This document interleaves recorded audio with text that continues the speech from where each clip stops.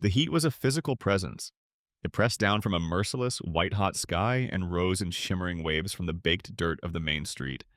It smelled of dust, stale whiskey, and the cloying sweat of too many men gathered in one place. For Alara Vance, standing on three precariously stacked wooden crates, the heat was the least of her humiliations. Her world had shrunk to this crude platform, the rough scrape of the hemp rope on her wrists, and the gallery of faces staring up at her. They were a collection of leering, curious, and pitiless eyes, belonging to prospectors with sun-cracked skin, wiry ranch hands, and townsfolk whose morbid curiosity had triumphed over their shame. "Look here, gentlemen," the auctioneer's voice boomed, slick with false bonhomie. He was a portly man named Blevins, whose waistcoat buttons strained against his belly. "A prime piece of indenture. The debts of the late Franklin Vance are long past due, but his finest asset remains." He grabbed Alara's chin, forcing her head up. She met his gaze with a sliver of ice in her own. "Strong teeth," Blevins declared, prying her lips apart. "A good back, built for work. She can cook, she can clean, and her dearly departed father, God rest his soul, even taught her letters and numbers, a veritable treasure for any discerning gentleman's household." Each word was a lash, stripping away another layer of her dignity. This was Redemption Gulch, Montana territory, a town whose name was a bitter joke. There was no redemption here, only the slow, grinding corruption of power. And all that power resided in the man watching the spectacle from the shaded veranda of his two-story ranch office. Silas Croft. He swirled a glass of amber whiskey, the afternoon sun glinting off the polished crystal. A pristine white suit set him apart from the grime of the town he owned. A benevolent, almost sorrowful smile played on his lips, a performance for the crowd. He held up a thick ledger, its cover embossed with the words Croft Land and Cattle. "A tragedy, truly," Croft called out, his voice carrying an actor's practiced sympathy. "Franklin Vance was a good neighbor, but a poor businessman. The debt is considerable." He tapped the ledger. "But the law is the law. The debt must be honored." Alara's stomach churned, with a hatred so potent it was almost bile. Her father hadn't been a poor businessman. He had been a trusting one. Croft had bled him dry with a predator's patience, manipulating feed prices, extending credit at ruinous rates, and finally calling in the entire fabricated debt upon his death. This auction wasn't about money. Croft had already seized their farm, their livestock, their home. This was about the final, ultimate act of possession. This was his trophy ceremony. "Let's start the bidding at $20, Blevins shouted. A grubby prospector yelled, "20. "I'll go 25, shouted a ranch hand, scratching his matted beard. The bids were insults, deliberate and cruel. Alara fixed her gaze on the horizon, on the hazy outline of the Bighorn Mountains, trying to transport herself away from the stench and the degradation. She saw Jedediah Stone, the town blacksmith and her father's oldest friend, standing near the back of the crowd.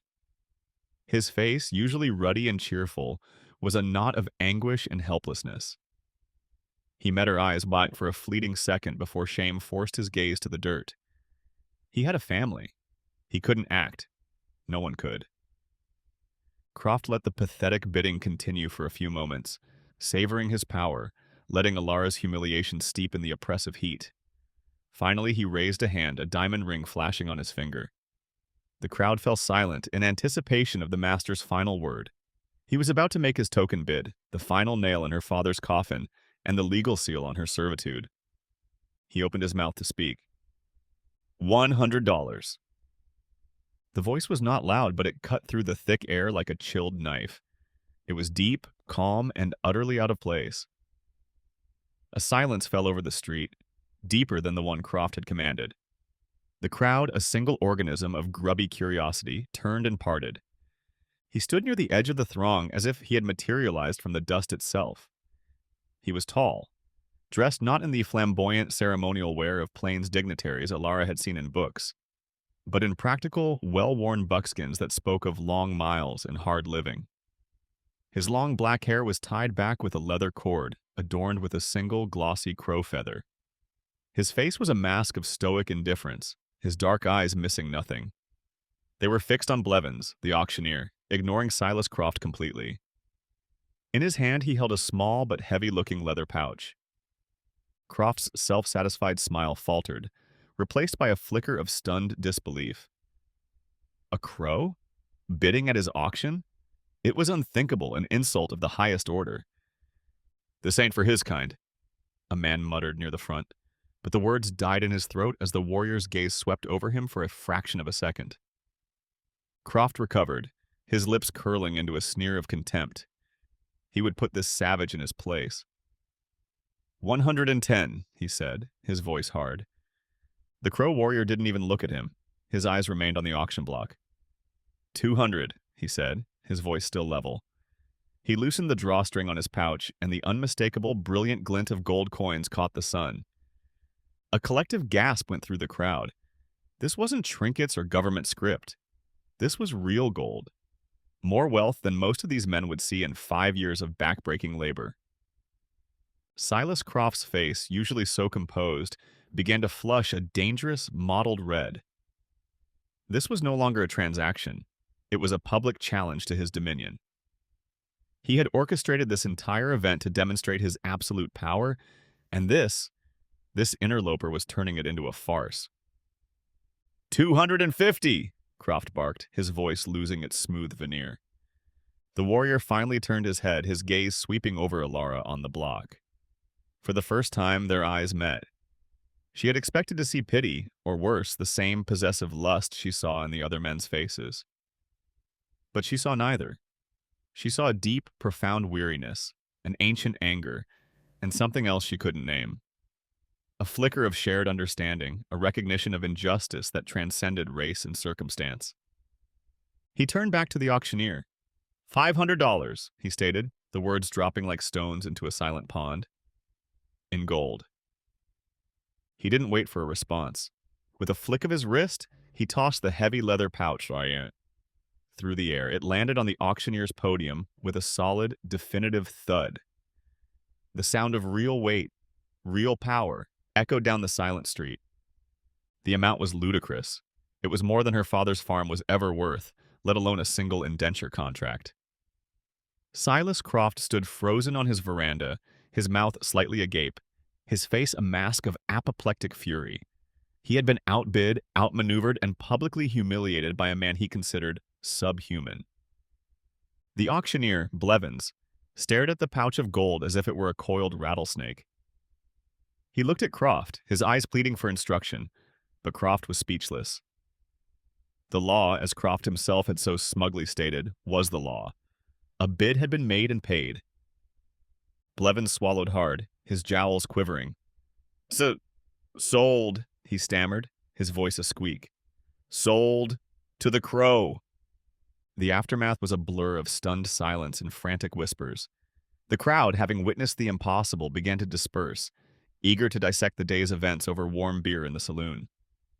Croft, his face a thundercloud, stormed into his office, the slam of the door punctuating his rage.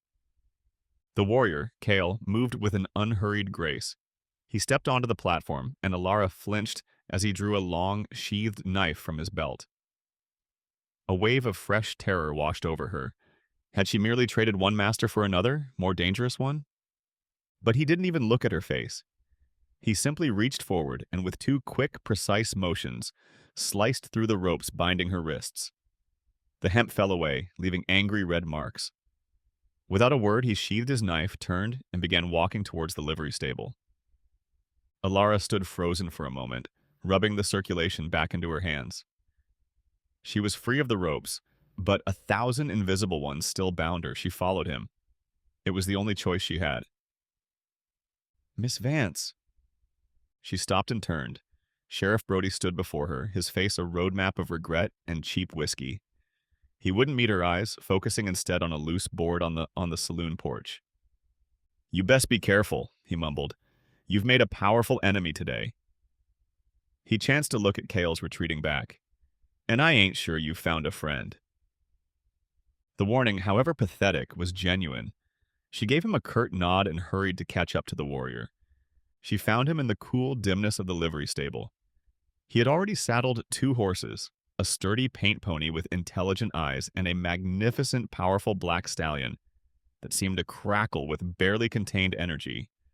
He held the reins of the paint out to her. Her voice, when she finally found it, was a raw whisper. Why? He finally turned to face her fully, and in the stable's low light, she could see the lines of hardship etched around his eyes. They were the eyes of a man who had seen too much. I do not believe men should be sold, he said, his voice low and even. Your debt is paid. You are free. A hysterical laugh almost escaped her lips. Free? The word tasted like ash. Free to go where? Silas Croft owns this valley. He has my farm, my home, my father's grave. What did you buy with your gold if not me? His gaze flickered past her, towards the street and the direction of Croft's office.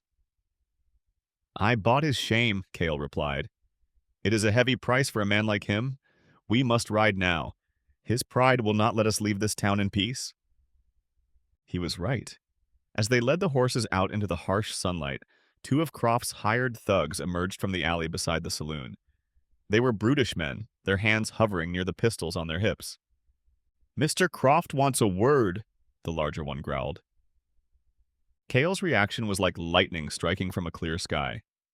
There was no wasted motion. Before the thugs could even clear their holsters, Cale's own revolver was in his hand, seemingly appearing from nowhere. He didn't aim at them. He fired a single deafening shot into the dirt at their feet. The bullet sent a geyser of dust and gravel into their faces, making them yelp and stumble back. Tell him I am not a man for words, Cale said, his voice dropping to a dangerous whisper. He didn't wait for a reply. He swung himself onto the black stallion, grabbed the reins of Alara's pony, and kicked his mount into a gallop. Alara scrambled into her saddle as the pony was pulled forward, her heart hammering against her ribs. They thundered out of Redemption Gulch, leaving the two stunned thugs and the suffocating dust of her humiliation behind them. She was riding into an unknown wilderness, a fugitive tied to a silent, dangerous stranger. She was free, but she had never felt more hunted in her life. They rode hard, Kyle pushing the horses through the afternoon and into the twilight. He moved with a purpose that suggested he had a map of the rugged plains etched into his mind. He chose paths that were not paths at all, winding through rock-strewn arroyos and over low ridges that kept them hidden from the main trail. Alara, an able rider herself, had to work to keep up, her thoughts a whirlwind of fear, confusion, and a strange, burgeoning sense of awe at the man's competence. When darkness finally threatened to swallow the landscape, he led them into a small, sheltered box canyon, where the walls of rock would protect them from the wind and hide their fire. With an economy of motion that spoke of 1,000 nights spent just like this, he had the horses unsaddled, watered, and a small, nearly smokeless fire crackling in a pit of stones. Alara slid from the saddle, her muscles aching. She watched him, her body tense, every nerve on high alert. He was her savior, but he was also her captor, in a way. An unknown quantity. He moved with a predator's grace, and she couldn't shake the feeling that she was a field mouse in the presence of a hawk. He broke the silence by offering her a strip of dried jerky and a water skin. The gesture was simple, but it was the first crack in the wall of his stoicism. She accepted it, her fingers brushing his. His skin was warm, calloused. My father was a good man, she said suddenly, the words rushing out of her. She needed to fill the silence, to assert her own story, to be more than the silent figure he had purchased. He wasn't a fool. Croft cheated him. It was all on paper. He manipulated the price of feed when the season was dry, offered loans to cover it, then called them in early. He bled him dry with interest rates and late fees. It was a slow, deliberate murder by ledger. Kyle sat back on his haunches, chewing his own piece of jerky, his eyes on the tiny flames. He listened. The simple act of being heard without interruption was so foreign to her that it was almost disarming. The white man's war is fought with ledgers, not lances, he finally observed, his voice a low rumble.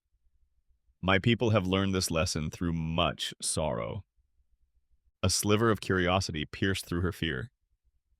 Where did you get the gold? She asked, the question blunt. $500 is a fortune, he finished for her. He was not forthcoming, but he didn't dismiss the question either. I have scouted for the army. They pay in coin for a man who knows the land and can keep silent. I trap in the high mountains during the winter. The company pays in coin for prime pelts. I learned their words, their ways, their currency. He looked up from the fire and his eyes held a profound sadness. It is the only shield my people have left, to use the white man's weapons against him. He revealed nothing of his family, his home, his heart, but Alara saw a glimpse of the truth. He was a man walking a razor's edge between two worlds, using the tools of the culture that was destroying his own just to survive. Her suspicion didn't vanish, but it was joined by a grudging respect. He wasn't the savage craftsmen would call him. He was a man of quiet intelligence, playing a long, desperate game. As she settled into her bedroll on the other side of the fire, a fragile, unspoken truce settled over the small campsite. Sleep did not come easily. Every snap of a twig, every hoot of a distant owl sent a jolt of alarm through her. It was in that state of hypervigilance that she heard it, the soft, rhythmic hoofbeats of a single horse approaching their canyon. Instantly, Kyle was awake and on his feet, not with a start, but as if he had simply risen from a crouch. His revolver was in his hand, a seamless extension of his arm. He moved to the mouth of the canyon, melting into the shadows. Alara's heart pounded. Had Croft's men found them so soon? A voice called out, low and cautious. "Hello, the camp! I come in peace!" Kale didn't answer, but Alara recognized the voice. "Yeah," she whispered, scrambling to her feet. The rider came into the faint light of the fire. It was Jedediah Stone, the blacksmith, his face etched with worry, his horse lathered in sweat. "Are you insane?" he hissed, dismounting before his horse had even stopped. "Both of you? Coming back would be suicide." He was talking about them ever returning to town. He didn't yet know that's exactly what they planned. "What is it, Jed?" Alara asked, her stomach tightening. "It's Croft," Jed said, his words tumbling out. "He's lost his mind. He's telling everyone you were kidnapped, that the crow murdered his guards and stole a pouch of his gold. He's using the money Kale paid as the stolen funds." The sheer, malevolent genius of it struck Alara dumb. Croft hadn't just been humiliated. He had twisted his humiliation into a weapon. "He's put a bounty on you," Jed continued, his voice dropping. $1,000 for you, Kale, brought back alive. He wants to make a spectacle of your hanging, and 500 for you, Alara, returned to him, unharmed. The way Jed said the word made it sound like a death sentence. "But they saw!" Alara cried, her voice cracking. "The whole town saw him buy me." "What they saw was a rich man get made a fool of by a crow," Jed said grimly, his shoulders slumping. "And now they see wanted posters signed by the sheriff. People are scared, girl. Croft's men are tearing up the saloon, asking questions. No one's going to cross him for you. They'll believe the lie because it's safer than the truth." Jed pushed a heavy burlap sack into her hands. It held a loaf of his wife's bread, a chunk of salted pork, and a canteen of fresh water. It felt as heavy as gold.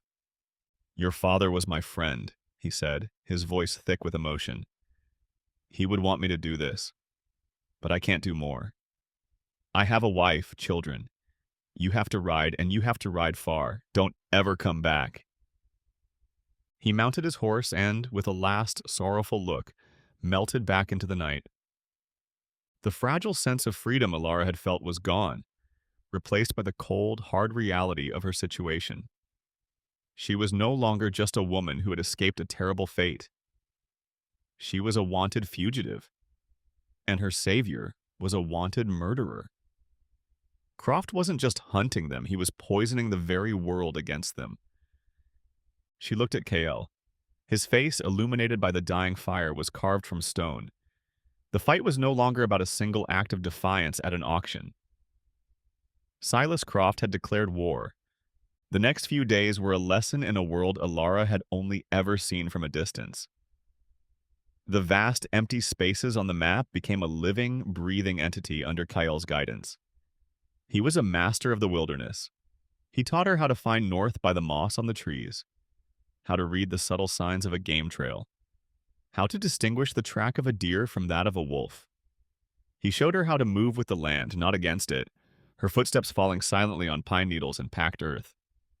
He pointed out the yarrow for dressing wounds and the wild onions that could add flavor to their meager meals. In return, Alara showed him she was more than a damsel to be protected. On the third day, while scaling a treacherous rock face to get a better vantage point, Kyle's foot slipped. He caught himself, but not before a sharp piece of shale sliced a deep, ragged gash in his forearm. He was ready to simply bind it with a strip of cloth, but Alara stopped him. "No," she said, her voice firm. "My father taught me that a dirty wound festers." She cleaned it with precious water from her canteen and, using a needle and thread from her small mending kit, she put in 3 neat, clean stitches. Her hands were steady, her work precise. He watched her, his usual impassive expression giving way to a flicker of surprise and respect. She then found the yarrow he had shown her earlier, crushed the leaves into a poultice, and applied it before bandaging the wound tightly. That evening, by the fire, he was more forthcoming. He spoke of his people, the river crows, and the shrinking parcels of land they were being forced onto. "They call them reservations," he said, his voice laced with a bitterness so profound it seemed to have no bottom. "They reserve the worst land for us, land without water, without game, and call it generosity." He spoke of the buffalo, the great herds that once blackened the plains, now being slaughtered by the thousand for their hides, their carcasses left to rot under the sun. He saw Silas Croft not as a single evil man, but as a symptom of the disease of greed that was killing his world. "You fight with a gun," Alara observed one night, watching him meticulously clean his revolver by the firelight. "But you speak of lances." "A warrior uses the weapon that will win the battle," Kyle replied, his eyes distant.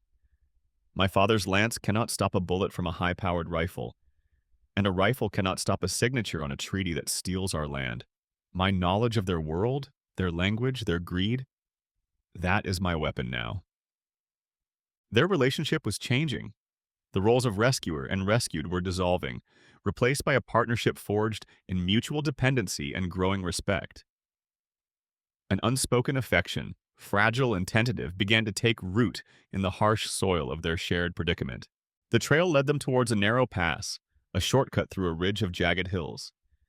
It would save them a day's travel, but as they approached, Kyle reined his stallion to a sudden halt. He sat perfectly still in the saddle, his head cocked, his eyes scanning the rocky crags above them. "What is it?" Alara whispered. "It is too quiet," he murmured. "The birds are gone."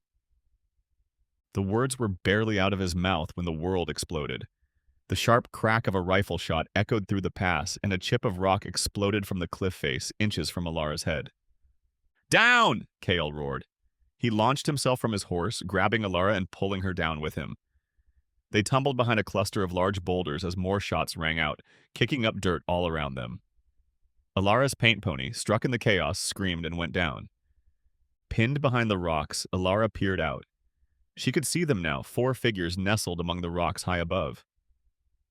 One stood out, a lean, cruel-looking man with 2 eagle feathers tied in his hatband. 2 feathers. Croft's lead enforcer. They had been tracked. A furious gunfight erupted. Kyle was magnificent. He was not a wild brawler, but a tactical fighter. He moved with a fluid, deadly grace, using every inch of cover, his shots precise and deliberate. He wasn't trying to kill them all, she realized. He was trying to suppress their fire, to give them an opening. Alara refused to be helpless. Her heart hammered in her chest, but her mind was sharp with adrenaline. She had no gun, but she had her wits. She noticed one of the ambushers, a heavy-set man, had positioned himself on a precarious ledge to get a better angle. He was drawing a bead on Kyle. She remembered a game her father had taught her, a way to signal each other across the fields. Fumbling in her satchel, her fingers closed around her small, silver-backed pocket mirror. As the man on the ledge steadied his aim, Alara angled the mirror, catching a brilliant beam of the afternoon sun. With a flick of her wrist, she flashed it directly into the man's eyes. He grunted in surprise, blinded for a crucial second. His shot went wide, thudding harmlessly into the dirt. That second was all Kale needed. His revolver barked once. The man on the ledge cried out, clutching his shoulder, and tumbled backward out of the fight. Seeing his man fall and realizing his targets were more formidable than he'd anticipated, Two Feathers let out a string of curses. The element of surprise was gone. He and his remaining men laid down a final volley of covering fire and retreated back over the ridge. The silence that followed was deafening. Alara was shaking, the smell of gunpowder sharp in her nostrils. Her pony lay still on the ground, a casualty of a war she never wanted but. Kyle moved to her side, his eyes scanning her for injuries. Seeing she was unharmed, he looked at her with a new, open admiration. "You fight well, Ilara Vance," he said. The terror of the firefight had burned away the last of her fear of him. In its place, a bond of tempered steel was forged. They had survived their first battle together, but now they were on foot, their vulnerability magnified tenfold. They both knew, with a certainty as cold and hard as the rocks around them, that this was only the beginning. The loss of the horse changed everything. They were slow, exposed. To continue fleeing across the open plains was a death sentence. That night, huddled by a small fire, the reality of their situation settled upon them. "We can't win by running," Alara said, her voice quiet but firm. She was looking into the flames, but her eyes had a hard, determined glint. "Running is what he wants. For us to die out here, forgotten. His power isn't in the wilderness. It's in that town. His money, his hired guns, his lies. It's all rooted in Redemption Gulch. If we want to be free, truly free, we have to cut him off at the source." Kyle looked at her, his expression unreadable. Returning to the hornet's nest was a risk beyond measure. "To return is to die," he stated, the words flat and final.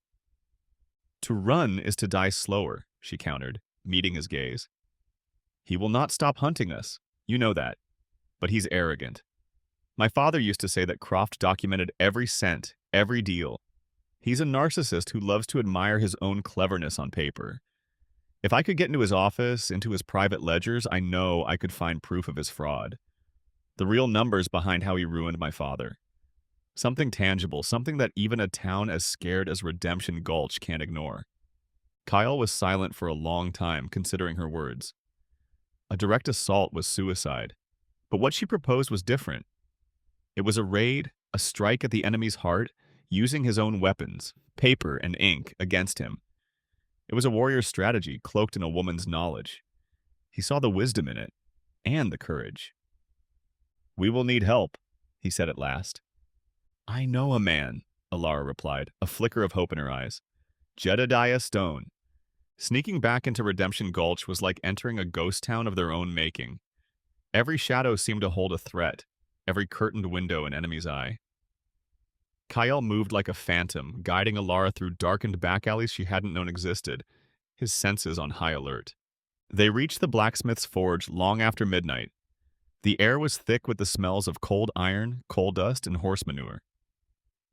Kyle rapped a soft, coded knock on the back door. After a tense moment, the door creaked open a few inches. Jedediah Stone's face appeared in the sliver of darkness, his eyes wide with terror when he saw them. "Are you insane?" he whispered, trying to shut the door. "They'll hang us all!" Kale's hand shot out, holding the door firm. Alara squeezed past him. "Jed, please," she begged, her voice low and urgent. "We're not staying. We have a plan." Inside the cavernous dark forge, she laid it all out. Her theory about the ledgers, their need for a temporary sanctuary, a base from which to strike. She didn't appeal to his bravery, but to his memory and his conscience. "You know my father was an honest man, Jed. You know Croft is a snake who is slowly strangling this town. We're not asking you to pick up a gun. We are just asking for a corner of darkness to hide in. If we run, he wins forever. No one will ever be safe from him. Not you, not your family, not ever." Jed was a man torn in two. He paced the dirt floor of his forge, his huge hands clenching and unclenching. He was a good man, but he was a terrified one. He looked at Alara's face, so much like her father's in its stubborn determination. He looked at Kyle, who stood silently by the door, a pillar of quiet strength, letting Jed make his own choice. Finally, with a sound that was half groan, half curse, Jed slammed his fist onto his giant anvil. The clang echoed in the stillness. "Damn it all to hell," he growled. My Mary would have my hide if I turned her father's girl away in the night. He pointed a thick finger towards a heavy wooden trapdoor in the floor. Root cellar. It's not much, but it's safe. For now. Relief washed over Alara so powerfully her knees felt weak. They had a foothold. The first crack in Croft's iron wall had appeared. The following day, they remained hidden in the damp, earthy-smelling cellar, observing the town through a small ventilation grate that opened into the alley behind the forge. It was a maddening education in the nature of tyranny. They watched as Sheriff Brody, his face puffy and his hands trembling slightly, tacked a fresh set of wanted posters onto the public notice board. Their faces, crudely drawn, stared out at the town they were hiding beneath. They saw one of Croft's men, a hulking brute named Cletus, walk into the general store.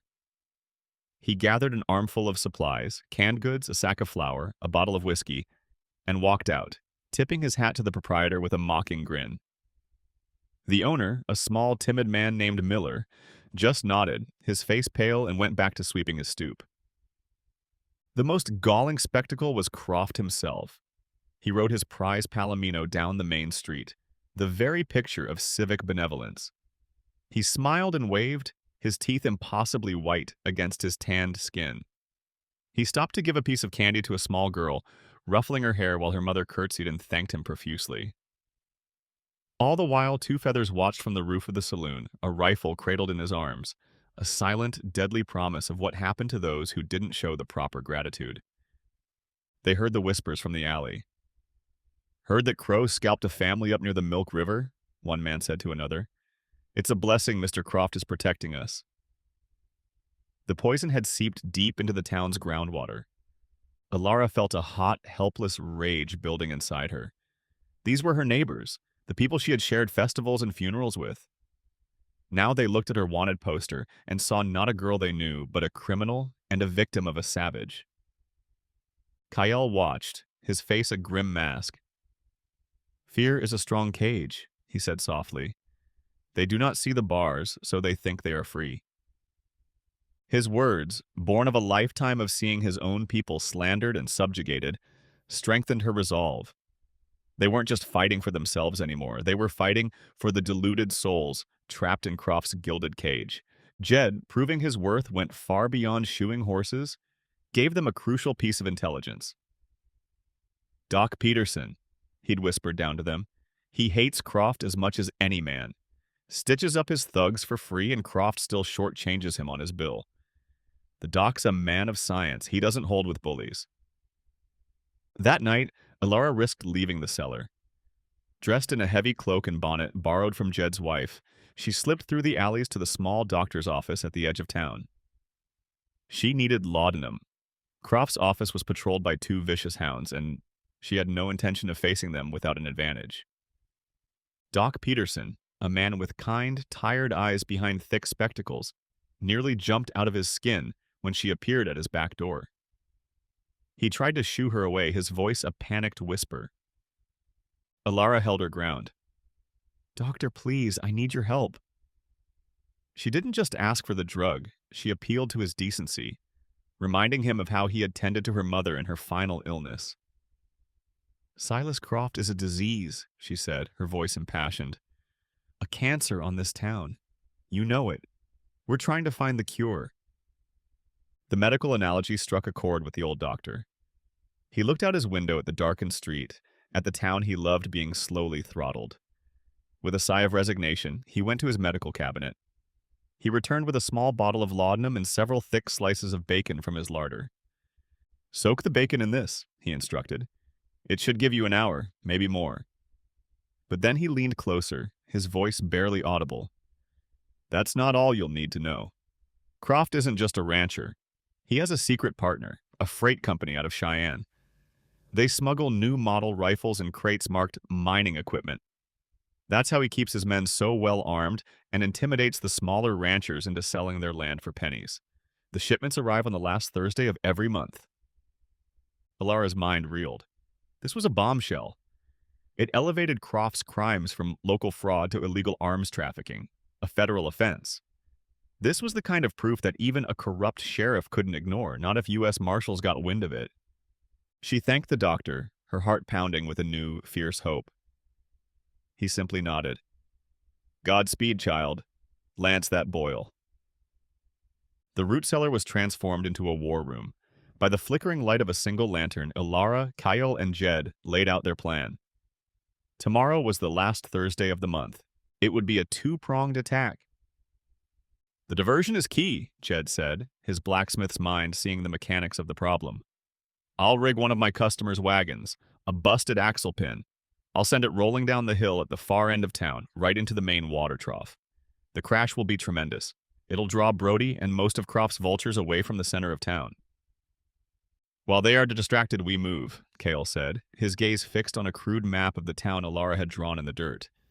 He pointed a finger. I will get you to the office, Ilara. I will handle the guards. I'll take care of the dogs and the lock, Ilara added. Her father, a man of many trades, had been a locksmith before he'd tried his hand at farming. He'd taught her the art of tumblers and pins as a mental puzzle.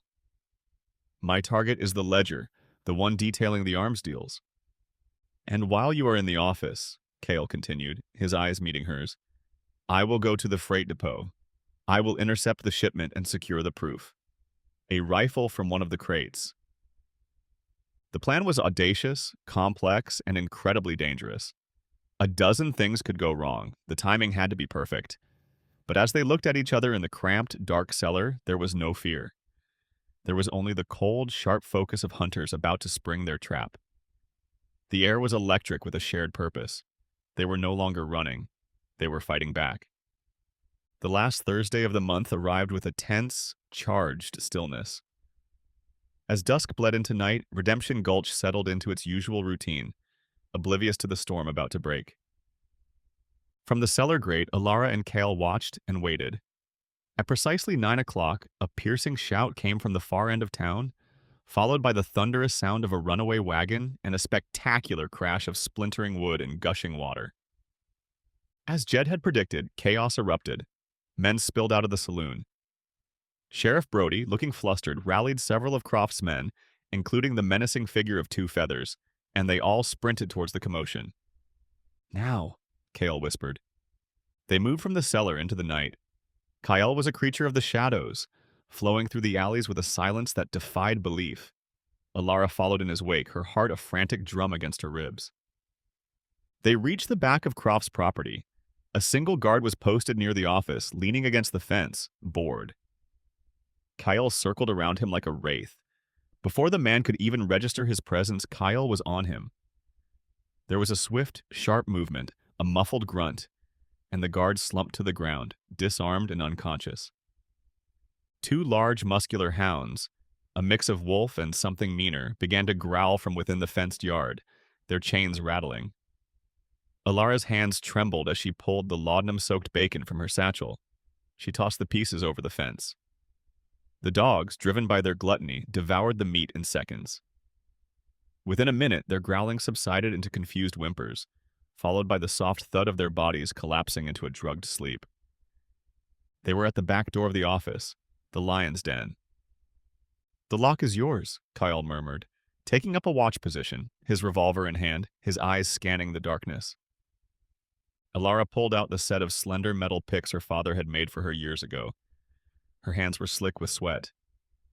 The lock was a good one, more complex than she'd anticipated.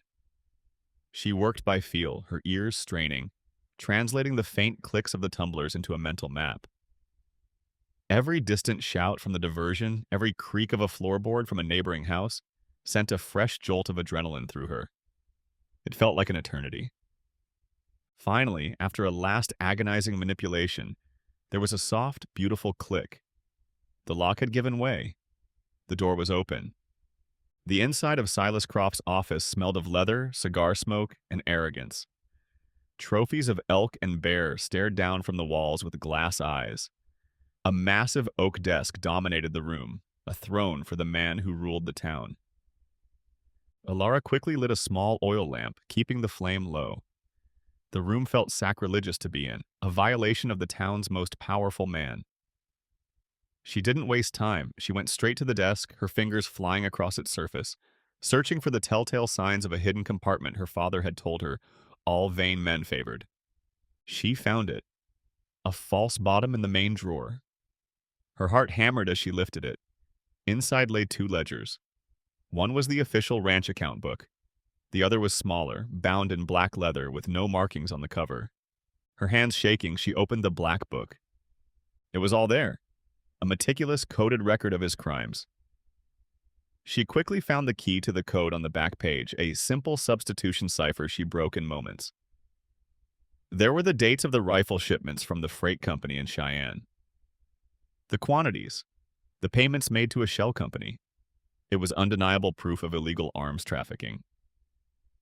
She flipped through the pen, her eyes scanning names and numbers, and then she froze. Her blood ran cold. It was a separate list at the back of the book. A list of names. Ranchers who had stood up to Croft, men who had refused to sell. Next to each name was a date and a single chilling word. Resolved. Her father's name was on that list, Franklin Vance. Resolved. But there were others, the Millers whose ranch had supposedly been lost to a prairie fire. The Jensens, a family who had simply vanished one winter. She realized with a wave of sickening horror that Croft didn't just ruin his rivals, he had them eliminated. Her auction. It hadn't just been a cruel game before a life of servitude. It was to have been a game before her own resolution. She was a loose end, the last Vance. He would have tired of his toy and disposed of her quietly. As this horrifying truth washed over her, the scene shifted. Cale, having seen her safely inside, had already slipped away, a shadow moving with deadly purpose toward the freight depot at the other end of town. The freight depot was a maze of stacked crates and sleeping wagons. The monthly wagon from Cheyenne had just arrived, its horses steaming in the cool night air. Kyle watched from the roof of a nearby building as two of Croft's men, not the ones drawn away by the diversion, met the driver. A bribe exchanged hands, and the driver pointed to a specific crate. It was larger than the others, stenciled with the words, Geological Survey, Mining Tools. Cale knew he couldn't take the entire crate. He needed portable, undeniable proof. He needed a distraction. His eyes scanned the area, landing on a lantern hanging by the stables. With a flick of his wrist, a perfectly aimed stone sailed through the air and shattered the glass. Oil spilled onto dry hay, and a small fire erupted. As the three men swore and rushed to stomp out the flames, Kyle dropped from the roof like a hawk. He landed silently, a phantom of violence in the chaotic, flickering light. He took down the first of Croft's men from behind, a swift blow to the back of the head. The second man turned, hearing the scuffle, but Cale was already there, the flat of his knife pressing against the man's throat. "Not a sound," Cale whispered, his voice as cold as a winter wind. The man froze, his eyes wide with terror. Kyle dragged him to the crate and, using the man's own crowbar, pried open the lid. The scent of gun oil and fresh-cut wood filled the air. Inside, nestled in straw, lay a dozen brand-new, gleaming Winchester repeating rifles. He took one. More importantly, he ripped the shipping manifest from the side of the crate. It detailed the false contents, but it also listed the destination. S. Croft, Redemption Gulch. The final piece of the puzzle. He had the proof. But as he turned to leave, a figure stepped out of the shadows. It was Two Feathers. The enforcer's instincts had screamed that the wagon crash was too convenient, too loud. He had doubled back. His cold eyes took in the scene, the downed men, the open crate, and Kyle holding a new rifle. Their eyes locked across the depot yard. No words were needed. This was the inevitable confrontation. Two Feathers' hand blurred as it dropped to his hip. Kyle raised the stolen Winchester to his shoulder. The heist was over. The war had just begun. The standoff was shattered by a scream. "Kyle!" Alara, clutching the ledger to her chest, had emerged from the office and seen the tableau of death waiting in the depot yard. Her cry was the spark that ignited the powder keg. The distraction gave Two Feathers the fraction of a second he needed. He dove behind a stack of barrels, his pistol barking. The shot went wide, but it broke the spell. A shootout erupted in the heart of the town. Gunshots were an alarm bell that Redemption Gulch understood. Lights blinked on in windows. Men shouted. From his office, Silas Croft let out a roar of pure animalistic rage. He knew he'd been robbed. The game was over. The forge! Go! Kyle yelled, laying down a blistering covering fire with the Winchester. The repeating rifle gave him a huge advantage. They raced through the alleys, bullets whizzing past them, chipping splinters from fence posts. The town was awakening into a nightmare. They reached the blacksmith's forge and scrambled inside, barring the heavy oak doors, just as the first of Croft's men rounded the corner. The forge, their sanctuary, had become their fortress. Outside, Silas Croft, his face contorted in a mask of fury, his carefully constructed public persona shattered, pointed at the building. His voice was a raw scream of command. "Burn them out! I want them dead! $100 for the man who brings me the crow's head and the girl!" The siege had begun. They were trapped, surrounded, and hopelessly outnumbered. But they had the evidence. Now all they had to do was survive long enough to use it. The forge became a bastion against the tide of tyranny. Bullets hammered against the thick timber walls, thudding into the wood like angry fists. Inside, the three defenders prepared for the fight of their lives. Jed, his fear burned away by righteous anger, proved to be more than a blacksmith. "Fought at Shiloh," he grunted, checking the load in a heavy shotgun. "This old place can take a beating, so can I." Kyle directed their defense with the calm authority of a seasoned war chief. He positioned them at the few windows, using the forge's anvils and stacks of iron as cover. Alara was not a passive observer. She was a vital part of the machine, reloading weapons with steady hands, tearing strips from her petticoat for bandages, her mind racing, looking for any advantage. The battle for the soul of Redemption Gulch was being fought right here. And slowly, tentatively, the town began to fight back. From his office, Doc Peterson saw the open warfare and Croft's rabid commands. He opened his doors, not for Croft's men, but for the innocent bystanders caught in the crossfire. Miller, the timid general store owner, saw a ranch hand he knew, creeping towards the forge to help the defenders, his rifle empty. Miller accidentally dropped a box of cartridges from his second-story window, which landed right at the man's feet. Croft's men, emboldened by their numbers, tried a direct assault on the front doors, using a heavy beam as a battering ram. "Now!" Alara shouted, pointing to Jed's massive hearth bellows. As the beam slammed against the door, Kyle and Jed pumped the bellows with all their strength, aiming the nozzle at a crack in the wood. A roaring plume of red-hot embers, ash, and scalding steam blasted through the opening, showering the attackers. They screamed in pain and shock, scrambling back, their assault broken. Two Feathers, ever the professional, tried a smarter approach. He and two other men scaled the building next door, climbing onto the forge's roof to fire down through the ventilation slats. Kyle had anticipated it. With the grace of a panther, he swung himself up into the dark, smoky rafters. A deadly game of cat and mouse began in the shadows above the fire. A close-quarters gunfight erupted, the explosions deafening in the enclosed space. It ended in a brutal, hand-to-hand struggle between Kyle and Two Feathers on a high beam.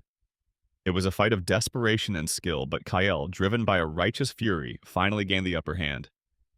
With a final, desperate shove, he sent Two Feathers crashing through the roof to the ground below. The defenders were holding, but their ammunition was dwindling. Outside, Croft saw his men faltering, his authority evaporating with every passing minute. His narcissistic rage consumed him. He would end this himself. He snatched a torch from one of his men. "This is my town!" he shrieked, his voice cracking with madness, and he charged towards the forge, intending to burn it to the ground with them inside. At that moment, the forge doors creaked open. Kyle stood there, framed in the doorway, his face smeared with soot, his arm bleeding, but his eyes burning with an unquenchable fire. He and Croft were finally face to face. But it wasn't Kyle who made the next move. It was Alara. She stepped out to stand beside him, the black ledger held open in her hands. In a voice that was clear, strong, and carried across the suddenly silent street, she began to read. August 12th. Jensen Ranch. Resolved. September 3rd. Miller Homestead. Resolved. She read the names of the ranchers Croft had swindled and murdered. She read the dates and quantities of the illegal rifle shipments. She read the damning entries that detailed the slow, calculated destruction of her own father. Franklin Vance, she read, her voice ringing with the clarity of truth. Debt trap initiated. June 7th. resolved.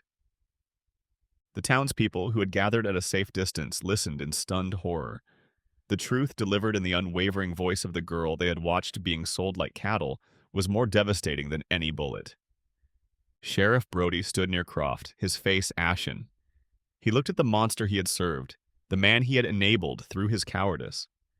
And in that moment, a tiny, long-dormant spark of the lawman he once was flickered to life. Croft, exposed, defeated, and insane with rage, let out a final, guttural scream and lunged for Alara, his hands outstretched like claws. Kyle moved to intercept him, but Sheriff Brody was faster. In one fluid, redemptive motion, he drew his pistol, the weapon he had so often misused in Croft's service, and fired once. The shot was a full stop at the end of a long, bloody sentence. Silas Croft stumbled, a look of profound surprise on his face.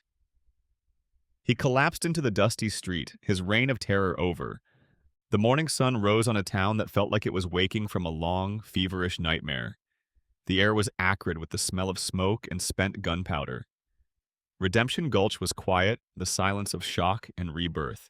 Sheriff Brody stood over Croft's body for a long moment. Then he calmly unpinned the tin star from his vest, dropped it into the dust next to his revolver, and walked to the jailhouse. Without a word to anyone, he entered an empty cell and pulled the barred door shut, becoming his own first prisoner, ready to await the U.S. Marshals someone had already ridden to fetch. The evidence was undeniable. The Black Ledger, the stolen Winchester, the shipping manifest, and the testimony of a town that had finally found its voice. Croft's remaining thugs scattered to the winds, his empire of fear dissolving like a mirage.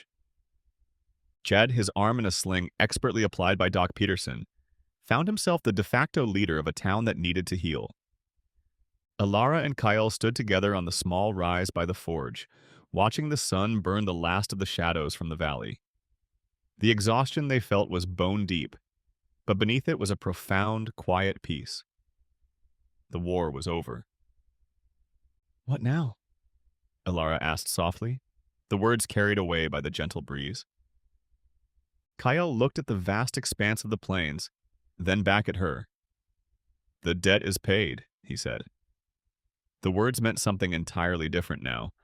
It was not her father's debt, but the great, unpayable debt of injustice that had finally seen a partial settlement.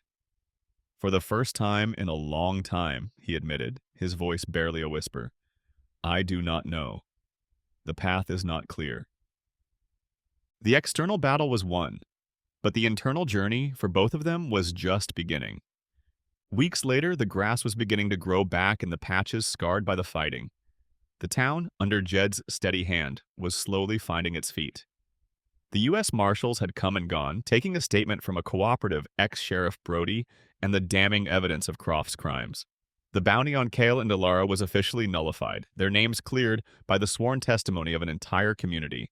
By legal decree, the Vance farmstead, with its small, sturdy house and fallow fields, was returned to Alara. Kyle had stayed. He helped Jed rebuild, his quiet strength a comforting presence in the shaken town. He was no longer an outcast, but a respected, if still enigmatic hero. The final scene found Alara and Kyle standing on the hill that overlooked her family's farm. A gentle wind stirred the long prairie grass. The air was clean. A deep, comfortable silence rested between them, a silence born of all the things they had survived together. "You said I was free," Alara said, her gaze on the small house below. "You were right. But I've learned something. Freedom isn't a place you run to. It's a place you build." Kale nodded, his eyes following her gaze to the house, the barn, the waiting earth. "My people build with the earth, with stone and hide," he said, his voice a low rumble. "Your people build with wood and paper. Perhaps a good home needs both." He turned to her, and for the first time she saw no shadows in his eyes, only a clear, open horizon. He reached out, not to touch her, but offering his hand, palm up. It was not a command, not an expectation. It was a question, a choice. "Where will your trail lead now, Alara Vance?" She looked at his strong, calloused hand, the hand that had cut her free, that had wielded a gun in her defense. She looked into his eyes and saw her own uncertain future reflected there. A genuine, radiant smile touched her lips. She didn't take his hand. Instead, she stepped forward to stand beside him, shoulder to shoulder, looking out at the vast green and gold landscape that stretched to the edge of the world. As equals, as partners. I think, she said, her voice filled with a hope as wide as the sky, our trail leads right here,